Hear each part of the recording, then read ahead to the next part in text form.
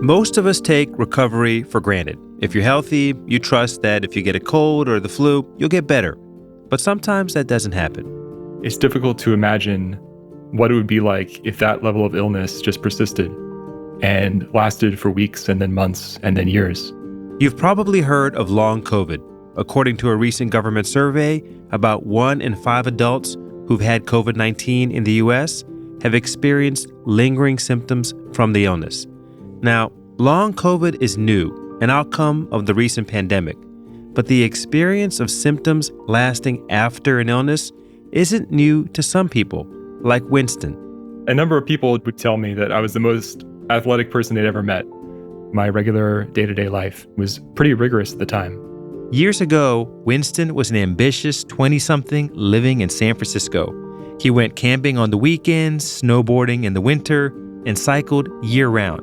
He even spent 24 days biking across Europe during the summer of 2015. It was actually a race called the Transcontinental, and it started in Brussels and ended in Istanbul. You just have to go as far as you can every day, unsupported. The Transcontinental is one of the toughest ultra-endurance bike races in the world. Now, obviously, Winston wasn't participating in a 2,700-mile bike race every day, but by any measure, he was athletic. Today, my lifestyle is decidedly more geriatric these days. 6 years ago, Winston was diagnosed with an illness called myalgic encephalomyelitis, also known as chronic fatigue syndrome.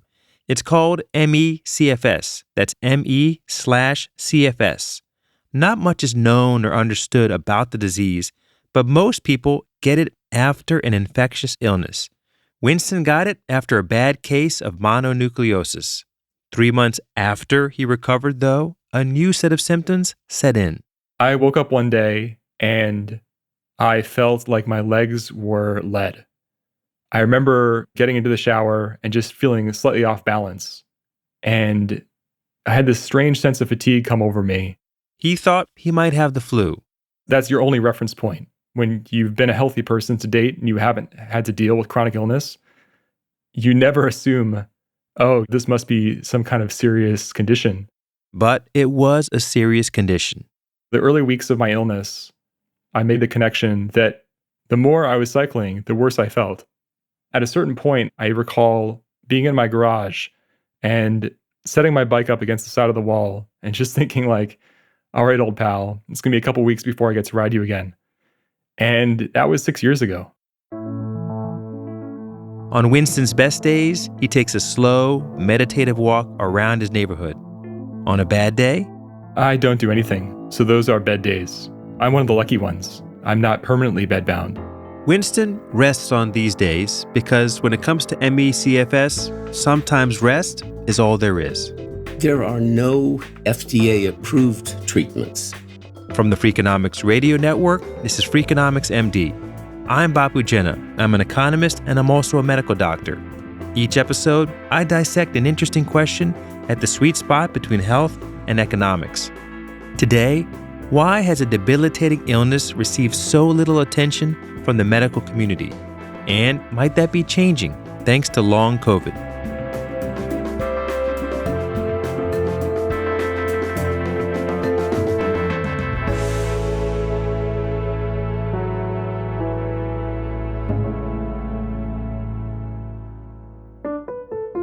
Let's start by diving into what ME/CFS looks like for patients.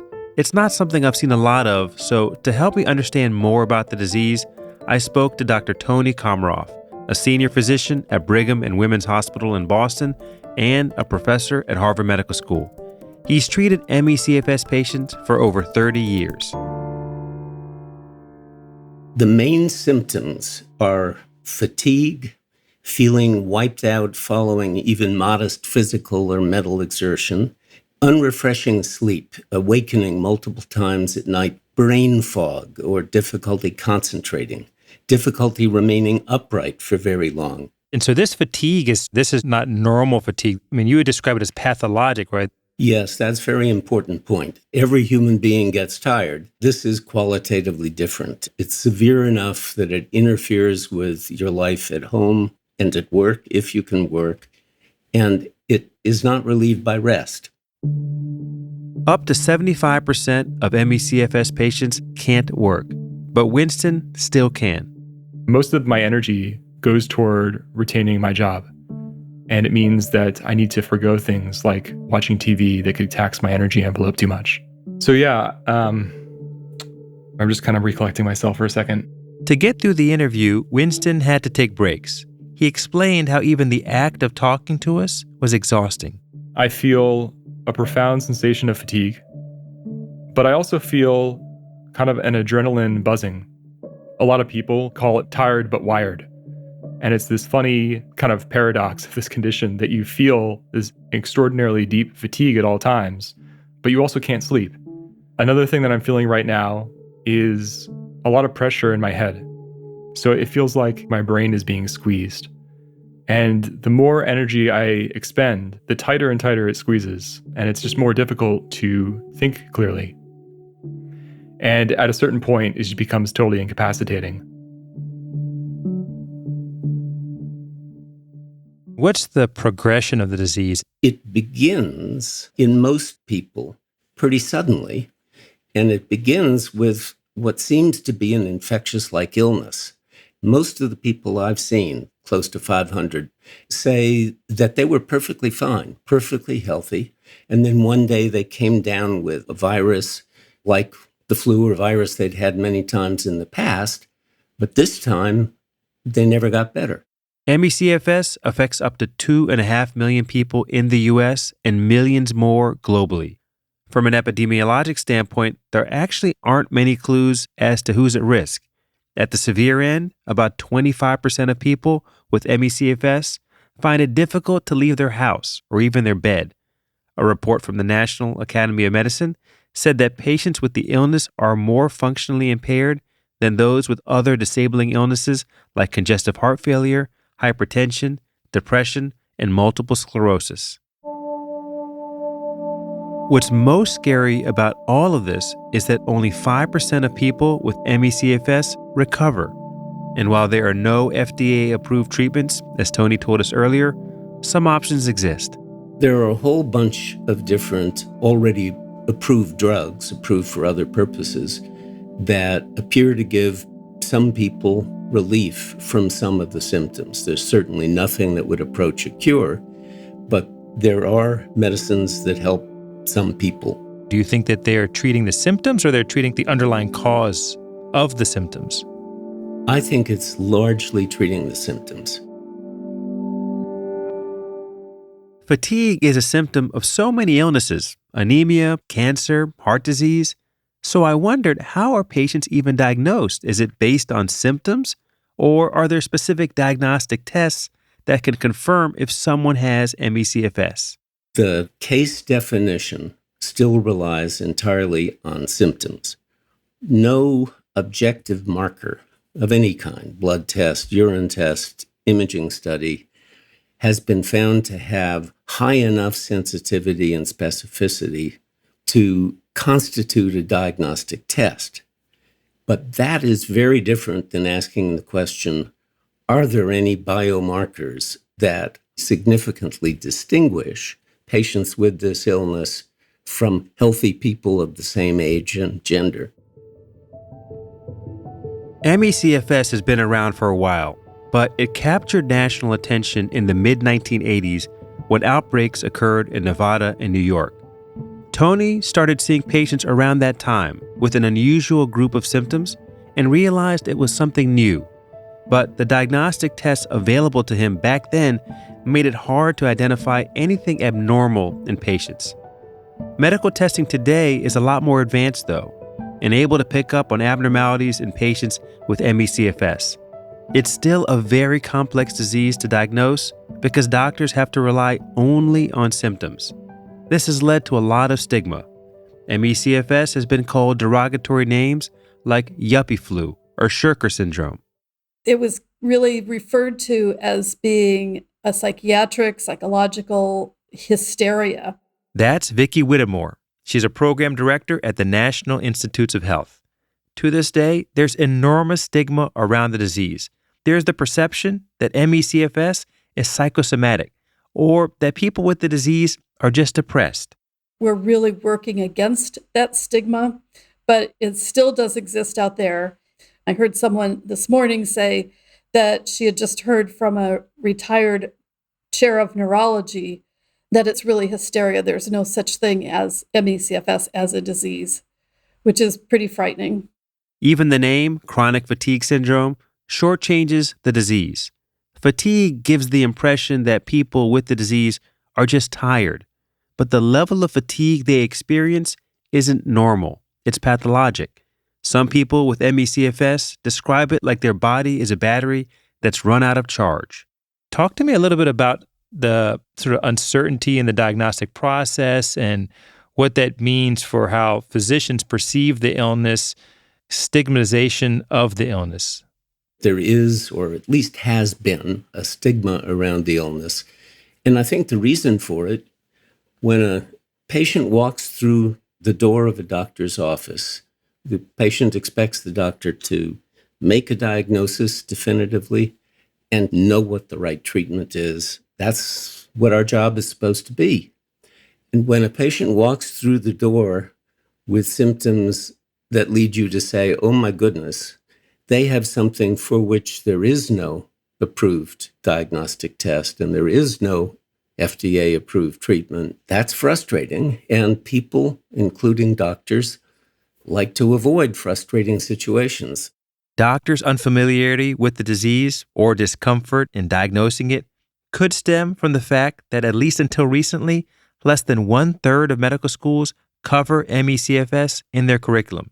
A 2015 report found that it takes most patients more than a year to be diagnosed, and many of them much longer than that. In fact, it's believed that up to 91% of patients are undiagnosed. Over the past 2 years, doctors have started seeing patients with a range of symptoms that remain after a COVID-19 infection, what's been termed long COVID. But to doctors who treat ME/CFS, the symptoms are extremely familiar. And biologically, the illnesses look alike in a lot of ways. They can affect the autonomic nervous system, energy metabolism, and autoimmunity. There's also more and more evidence that patients of long COVID and ME/CFS have abnormal gut bacteria, which causes inflammation. But beyond the biological similarities among patients, the two illnesses can also cause similar reactions from doctors, frustration and skepticism. It's an example of blaming the victim. To imply to the patient that the patient doesn't really have a problem, or that if they have a problem, it's a problem of their imagination or a mental problem. That does happen, and it's inexcusable, I think, on the part of doctors with both long COVID and ME/CFS. I'm thinking as an economist now, long COVID, I suspect, is much more prevalent than ME/CFS and will continue to be. Do you think that the presence of long COVID will advance potential therapeutics and diagnostic understanding that will then spill over positively into ME/CFS? I absolutely do. The federal government has dedicated over $1 billion to study the chronic health consequences of acute COVID-19, one part of which is the development of long COVID. If I'm right that the similarities between ME/CFS and long COVID are much greater than the differences, then whatever is going to be learned about long COVID is probably going to be applicable to ME/CFS. Another thing ME/CFS and long COVID have in common is that we still don't know why some people develop the conditions and others don't. When most of us have an infection, the body deals with it. You get better. But with ME/CFS and long COVID, the body's response persists and becomes pathological. According to Tony, this could be caused by a number of things. If the initial insult to the body is an infection, say a virus, it could be that there are reservoirs of the infection that remain in the body. Viral persistence has been documented in long COVID patients. That's one thought. Another is that many of the ongoing symptoms may reflect a reactivation of viruses that are already in the body. Practically all of us have certain viruses that live within us for most of our lives. They're usually asleep, but they can reawaken or reactivate and then multiply. And then that can potentially cause symptoms. So there are some people in which COVID infection seems to have reawakened viruses that were in the body for many decades, and that maybe the symptoms that are chronic are being caused by those reactivated viruses, not by the COVID virus. Essentially, Tony is saying that the symptoms of ME/CFS or long COVID might be caused by a virus that's been lying dormant in someone's system, possibly for years, until something reawakens it. I think the most important unanswered question about ME/CFS and long COVID and all of these other chronic fatiguing illnesses is what causes the symptoms. The theory, with some scientific support, that I think is the most interesting, was first suggested to me by the first patient I ever saw with this illness, who said, it's like the flu, but the flu that never goes away. Huh. And that led me to think, well, actually, why do we feel the way we do when we get the flu? Why do we? When humans get sick, let's say with the flu, there's a reliable set of symptoms that we have. We feel fatigued, lethargic, we lose our appetite. Maybe we find it difficult to think straight. Sick behaviors are present in most animals, even worms. These adaptive changes in physiology have been evolutionarily preserved as a way to protect ourselves and increase our chance at survival when we get sick. How do these symptoms do that? Well, they cause you to reduce energy-consuming activities. You move less, you think less, you eat less. That leaves more energy to fight the infection or heal the injury. Tony thinks there could be one pathway in the brain that, when it's triggered by an infection, causes these symptoms.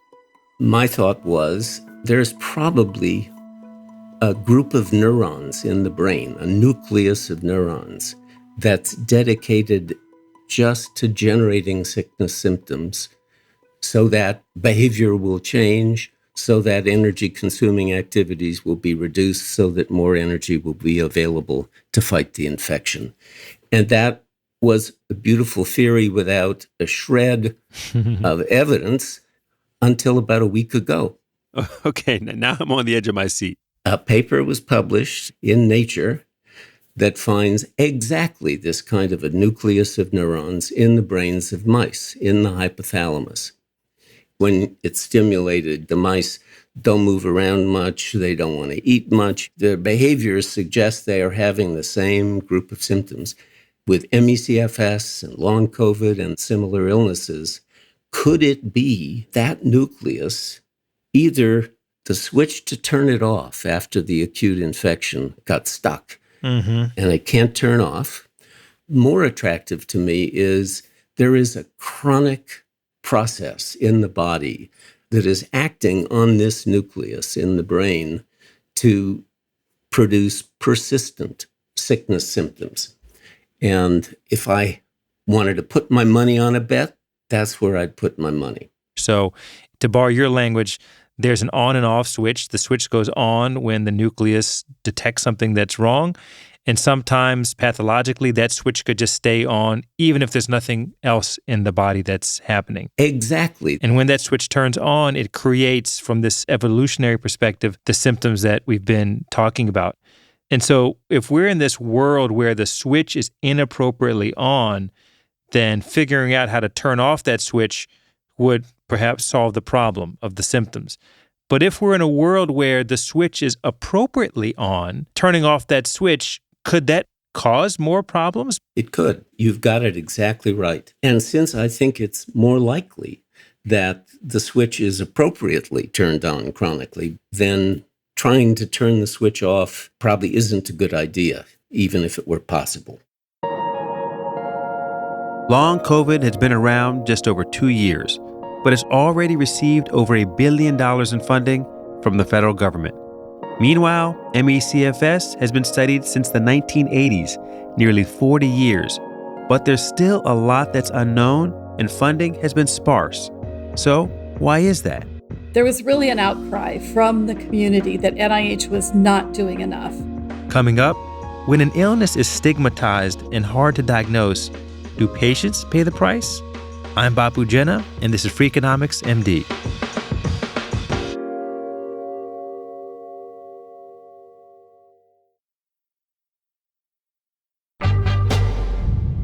Over $1 billion have been allocated to studying long COVID.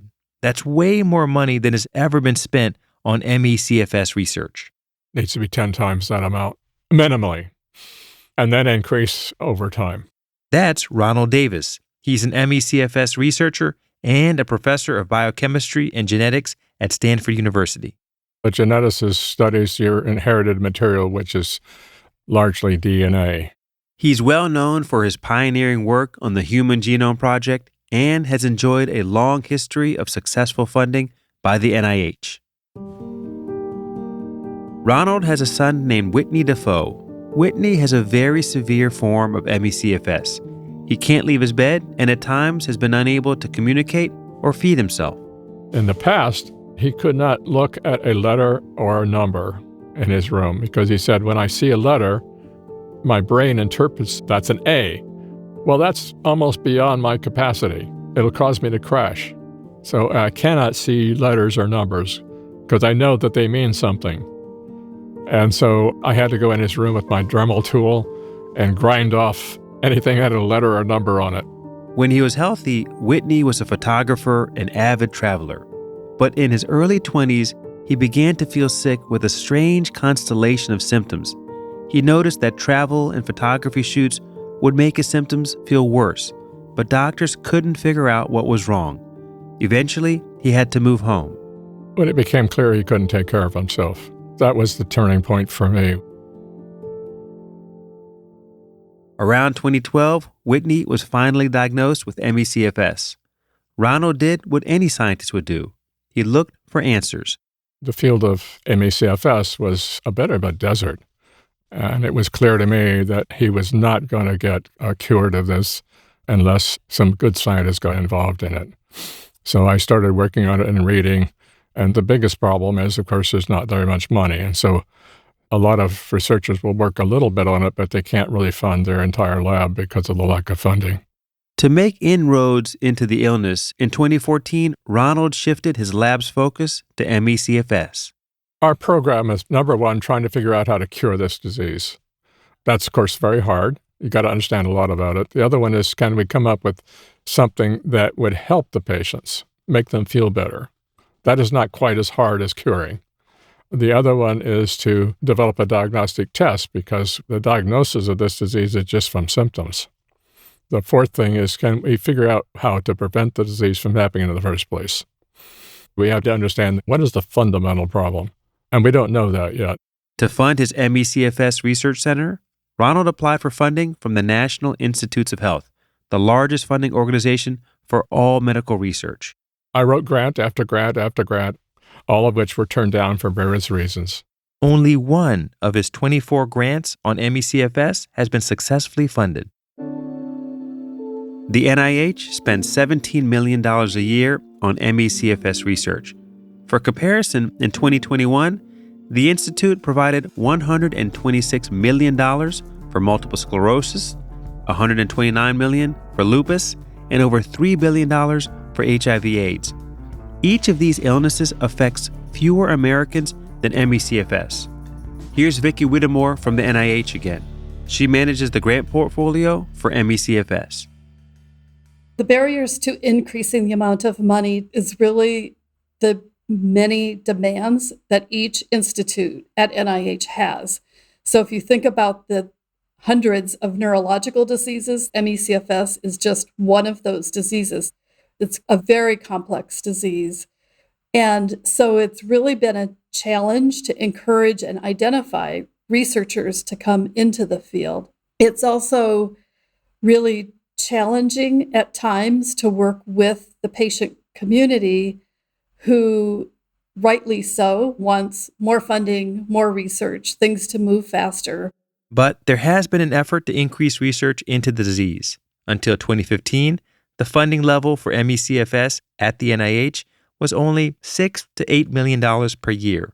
There was really an outcry from the community that NIH was not doing enough. Dr. Collins, who was the NIH director, asked the institute directors, what are we doing for research on ME/CFS? And that led to conversations that indicated that we really needed to up our game, both for funding of research outside of NIH and initiating a study. Out of that effort came an in-house study of ME/CFS that did extensive testing of 20 individuals with the disease to look at their metabolism, genetics, and cardiovascular function, with the hope of finding an underlying cause. A sample size of 20 is small, but the NIH had very strict criteria for enrollment. Winston, who we spoke to earlier, took part in that study. I remember for some of these procedures being so depleted that I couldn't even respond to the attendant who was helping me. There were just hours and hours of tests. They want to see what happens as you become more fatigued, how this impacts your performance. But it definitely took it out of me as a patient. Then, starting in 2017, the NIH began funding 3 research centers dedicated to studying ME/CFS.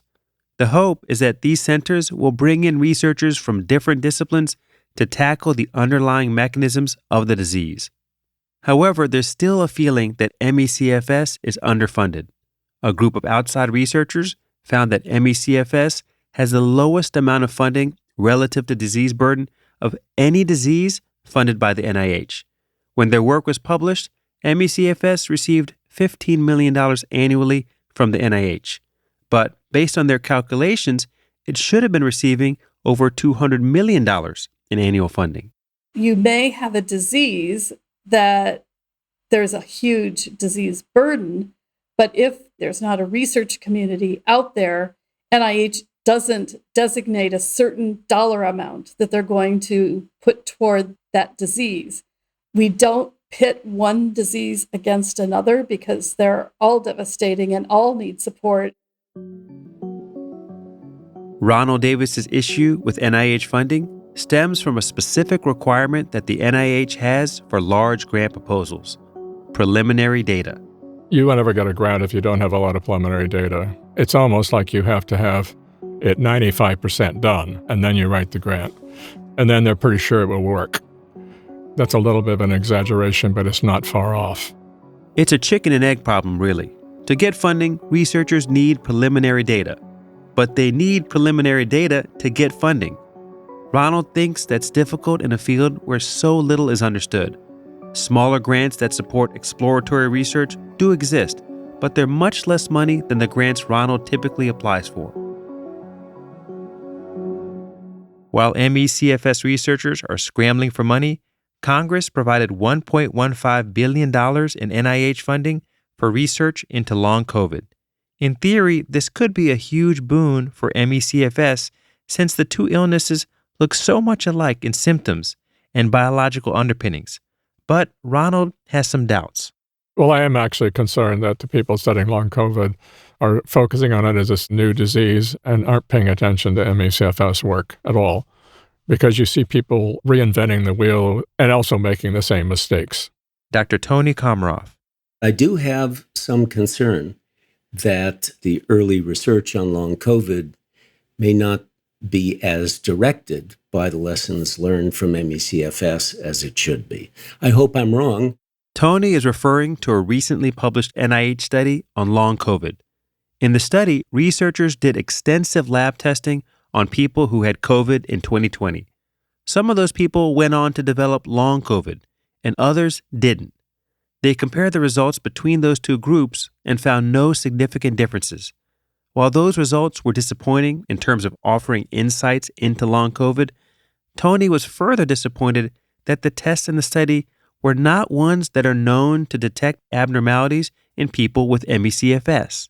It was as if they had started in 2020 and said, well, let's just think on our own of what tests might be informative. And as it turned out, those tests weren't.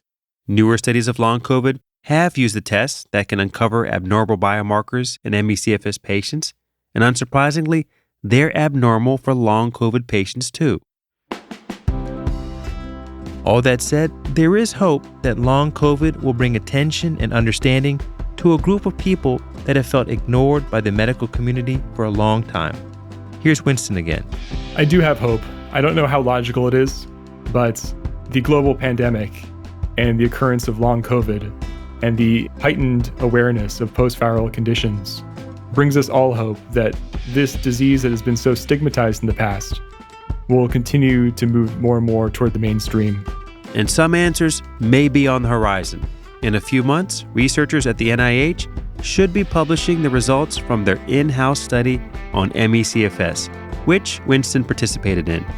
And on that note, a truly special thanks to Winston for sharing his story. And thanks to Dr. Tony Komaroff, Dr. Vicki Whittemore, and Dr. Ronald Davis. Next week on Freakonomics MD, we're going to revisit the question of if and when my dad or any of us should retire. Our identities are very much wrapped up in our careers. Our identities and our brains. So what happens to our brains, to our cognitive health, when we decide to stop working?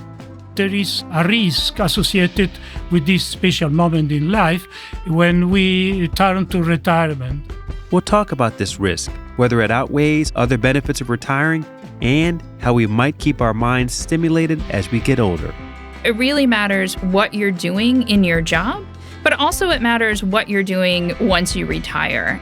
We'll try to answer these questions along with one more. Did my dad finally retire? That's all coming up next week on Freakonomics MD. Freakonomics MD is part of the Freakonomics Radio Network, which also includes Freakonomics Radio, No Stupid Questions, and People I Mostly Admire. All our shows are produced by Stitcher and Renbud Radio. You can find us on Twitter and Instagram at Dr. Bapu Pod. This episode was produced by Morgan Levy and mixed by Eleanor Osborne.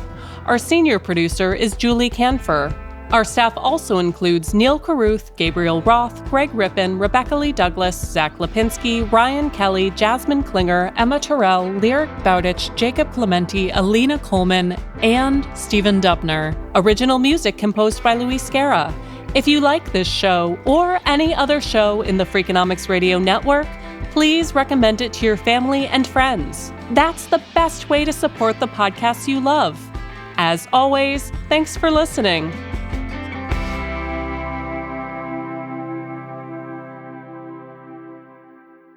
I got to tell you, I think I need to switch careers. This is absolutely fascinating. The Freakonomics Radio Network, the hidden side of everything. Stitcher.